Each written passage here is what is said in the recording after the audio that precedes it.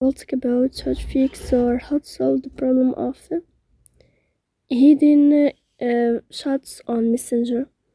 To know how to fix or how to solve the problem of hidden chats on Messenger app, you click on Settings. In this first page, you can go to Apps,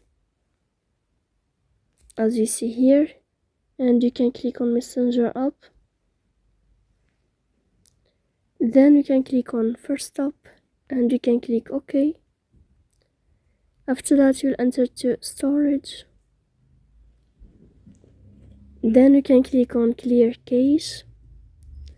Don't click Clear Data because that can delete your account. So please don't forget to support us by like and subscribe. See you next time in another video, and thank you for delete your account as you see.